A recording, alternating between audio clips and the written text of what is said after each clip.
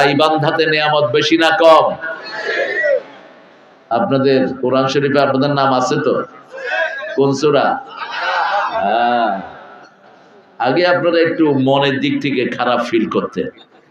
আমি রংপুরে এসেছি সৈয়দপুর এয়ারপোর্টে, তো একজন ভাই আমাকে সালাম দিলেন, বেশ মুখ মিলালেন। আমি বললাম, ভাই কোন জেলায় বাড়ি? কব বলতে শরম লাগে। তাহলে কেন? কয় হুজুর এটা যে কি রাখছিল। আমি বললাম বলেন, নামটা বলেন। আমার কানে কানে কয় গাইবান্ধা।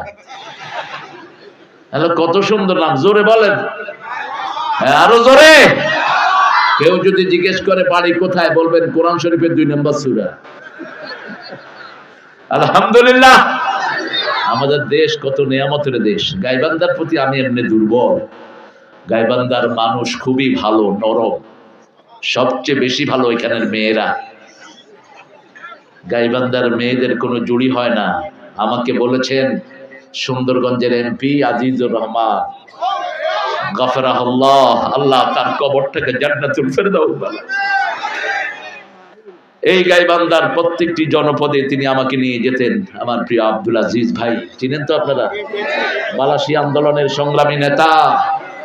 তার হৃদয়ে এই বাবারা একটু চেপে যান, ওই যে বসে আছে তো কষ্ট হবে। হ্যাঁ, একটু চেপে গেলে দেখবেন ইনশাআল্লাহ। আমরা এখন কোরআন থেকে কথা শুনবো। আজকে রাত আছে আর আমরা আছি, ঠিক আছে তো ইনশাআল্লাহ। অনেক সুন্দর সুন্দর আলোচনা আমরা শুনেছি।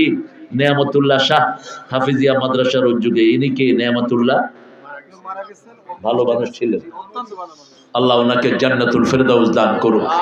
সেই সাথে আমাদের আত্মীয় স্বজন, আব্বা আম্মা যারা কবরে চলে গেছে, আল্লাহ সবাইকে মাফ করে দেন। এই যে আপনারা দোয়া করলেন, আপনারা মারা গেলে দুনিয়ার বাসীও আপনাদের জন্য দোয়া করবে। এই জন্য কোনো কবরবাসীর জন্য সংকীর্ণতা রাখবেন না।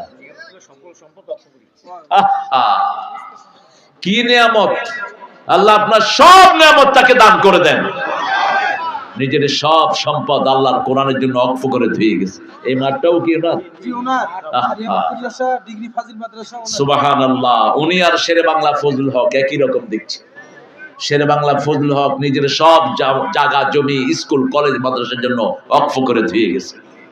আর যখনই মাদ্রাসার ছেলে দেখতেন, পকেটে হাত দিয়ে যা উঠতো, যা নিয়ে যা।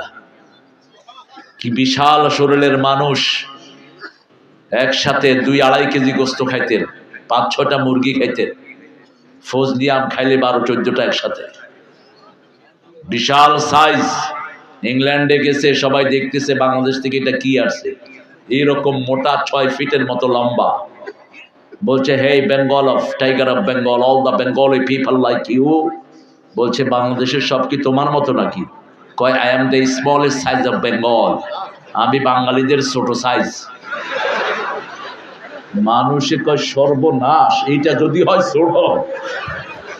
এই ইস্ট ইন্ডিয়া কোম্পানি আসা শুরু। এনারা বাংলাদেশকে কত বড় করেছেন। সবসময় সাথে একটা কোরআন রাখতেন। কি রাখতেন? কোরআন রাখতেন। আল্লাহ আমাদের শেরে বাংলা ফজলকে কবুল করুন। আমাদের নেয়ামতুল্লাহ সাহেবকে আল্লাহ জান্নাতুল ফেরদাউসের মেহমান করে দিন।